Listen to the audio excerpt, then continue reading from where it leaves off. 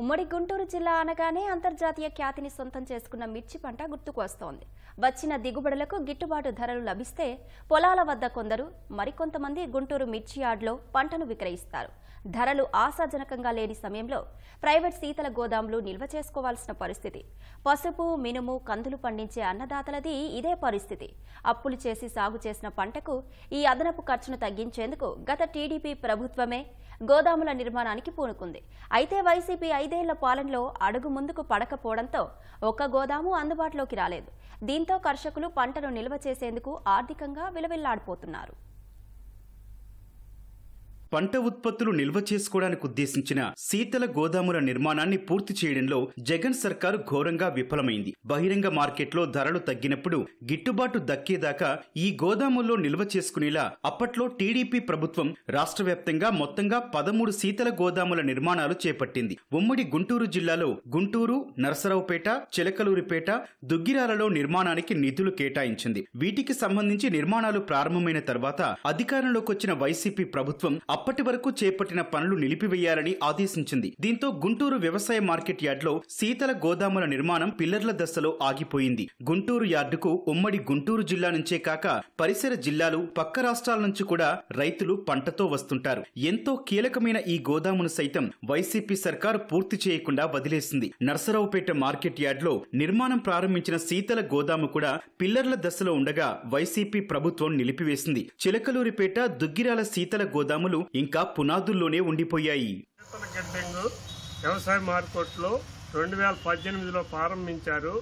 1,08,00,000తో మొదలుపెట్టారు. ఆ పని అక్కడ నుంచి 2019 నుంచి పని పూర్తిగా ఆగిపోయింది. దానివల్ల రైతులు పంటలు ఇక్కడ దాచుకోవటానికి పచ్చి పంటలు ఉంటాయి, కొన్ని కూరగాయ పంటలు అవన్నీ దాచుకోవటానికి ఇబ్బంది. ఎంతకు మంచి అంతకి మార్కెట్లో చౌకగా చీప్గా అమ్మాల్సి వస్తుంది. ఒక్కోసారి రాములకాయలు, పచ్చికాయలు అన్నీ పారబోయాల్సి వస్తుంది. ఈ గిడ్డంగి నిర్మించకపోవటం వల్ల రైతులు చాలా ఇబ్బంది పడుతున్నారు. 2019లో వైసీపీ పార్టీ అధికారానికి వచ్చిన తరువాత ఆ పనులను కొనసాగించకుండా మరి ఇప్పటి వరకు కూడా జాప్యం చేశారు. అందువల్ల కట్టినటువంటి ఆ ప్రాంతంలో పిచ్చి మొక్కలు మొలిసి మరియు పిల్లర్స్లో వేసినటువంటి ఇనుము ఎంత కూడా తుప్పుపెట్టిపోయింది. ప్రజల సొమ్ముని ఈ రకంగా దుర్వినియోగం చేయటం రైతాంగానికి తీవ్రమైనటువంటి నష్టం కలిగించారు. ప్రైవేటు దానిలో బాగా రేట్లు ఎక్కువ, తర్వాత సంవత్సరానికి 2 సార్లు వసూలు చేస్తున్నారు అద్దెలు. శ్రీనివాస కోల్డ్ స్టోరేజ్లో రైతులకు తెలియకుండా మిర్చి అమ్ముకోవటం జరిగింది. ఎందుకంటే రసీదులు ఆయన చేతిలో ఉంటే, యజమాని చేతిలో ఉంటాయి. మళ్ళా పోయి మేము రైతు ప్రతినిధులుగా వెళ్ళి ఆ వెంకటేశ్వర రెడ్డి చేత తప్పొప్పించి రైతులకు పూర్తి పరిహారం ఇవ్వాల, మార్కెట్ ధరలో కొంత వాళ్ళకి ఇప్పించడం జరిగింది. ఉమ్మడి గుంటూరు జిల్లాలో మిర్చి, పసుపు, మినుము, కందులు, పెసలు, శనగలు తదితర పంట ఉత్పత్తులు నిల్వ చేయడానికి ప్రభుత్వ ఆధ్వర్యంలో ఒక్క శీతల గోదాము లేదు. ఈ నేపథ్యంలోనే పసుపు, మిర్చి పండే ప్రాంతాల్లో మార్కెటింగ్ శాఖ ఆధ్వర్యంలో యార్డుల్లో నిర్మించాలని అప్పట్లో టీడీపీ ప్రభుత్వం నిర్ణయించింది. వైసీపీ సర్కారు తీరుతో అప్పటి వరకు ఖర్చు చేసిన ప్రజాధనం వృధా కావడమే కాకుండా రైతులు పంట ఉత్పత్తుల్ని నిల్వ చేసేందుకు తీవ్ర అగచాట్లు పడ్డారు. వైసీపీ ప్రభుత్వం నిధులిచ్చి పూర్తి చేసి ఉంటే ఒక్కో గోదాములో 4,000 మెట్రిక్ టన్నుల సరుకు నిల్వ చేసుకునే అవకాశం ఉండేది. గోదాముల నిర్మాణానికి సంబంధించి నాబార్డు విరివిగా సాయం అందిస్తోన్న గత ప్రభుత్వం నిర్లక్ష్యంగా వ్యవహరించడంతో మార్కెటింగ్ శాఖ ఆధ్వర్యంలో శీతల గోదాములు లేకపోవడంతో రైతులు ప్రైవేటు వాటిపైనే పూర్తిగా ఆధారపడుతున్నారు. ఇవాళ రైతు గిట్టుబాటు కావట్లేదు, అప్పులు పాలవుతున్నారంటే దీనికి ప్రధాన కారణం ఏంటంటే ఒకేసారి పంట అందరికి ఒకేసారి వస్తుంది. రైతులందరికీ, కౌలు రైతులందరికీ. ఇందులో సన్న కౌలు రైతులు మాత్రం అప్పుల్లో ఉంటారు కాబట్టి ఒక 40-50% అమ్ముకుంటారు.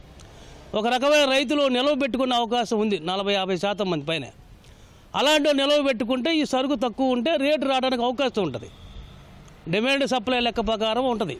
గవర్నమెంట్ ద్వారా కనుక స్టోరేజ్ కనుక చేపడితే రైతులకు న్యాయం జరిగింది. ఆ స్టోరేజ్ ద్వారా వీళ్ళు దాంట్లో పెట్టుకున్న సరుకు 70-80% రుణాలు కూడా మంజూరు అవుతాయి. అందువల్ల ఆ వైపు నుంచి ఆలోచించమని మేము చెప్తా ఉన్నాం. గతంలో చంద్రబాబు నాయుడు గారు ప్రయత్నం చేశారు. అది పూర్తిగా నెరవేర్చలేదు. తర్వాత గవర్నమెంట్ వైసీపీ గవర్నమెంట్ వచ్చింది, వాళ్ళు అసలు దీని ప్రస్తావన పెట్టుకోవాలి.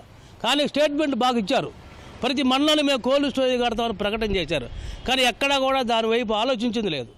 ఒకవైపు పెట్టుబడులు పెరిగి మరోవైపు గిట్టుబాటు ధరలు లేక ఇబ్బందులు పడుతున్న రైతులకు ఇది మరింత భారంగా మారిందని రైతు సంఘాల నాయకులు మండిపడుతున్నారు. కూటమి ప్రభుత్వమైన ఆగిపోయిన నిర్మాణాలను పూర్తి చేయాలని కోరుతున్నారు. ప్రభుత్వానికి ఓ బ్రహ్మాండమైనటువంటి మార్కెటింగ్ శాఖ ఉంది, కోట్ల జీతాలు చెల్లించే పరిస్థితి వాళ్ళకుంది. ఈ దశలో ప్రభుత్వ పరంగా శీతల గిడ్డంగుల్ని అవసరమైన చోట్ల అవి 100, 50 ఎన్ని అవసరమైతే అన్ని నిర్మాణం చేయాల్సినటువంటి అవసరం ఉందని చెప్పి నేను ముఖ్యమంత్రి గారికి, వ్యవసాయ మంత్రి గారికి, అలాగే పవన్ కళ్యాణ్ గారికి మీరందరి దృష్టికి కూడా తీసుకెళ్తున్నాను.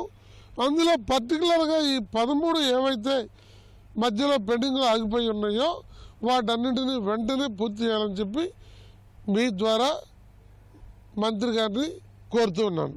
ఇప్పుడున్న వాటిని తక్షణమే ఈ నిర్మాణం పూర్తి చేసి రైతులకు ఉపయోగపడాలి. ఇంకా ఎక్కువగా వీలైన గిడ్డంగులు నిర్మించి మిర్చి రైతులకి, అదేవిధంగా కాయగూరలు పండించే రైతులకి, ఉద్యానవన రైతులకి, అందరు రైతులకి ఉపయోగపడాలని మీ ద్వారా ప్రభుత్వాన్ని కోరుతున్నాను.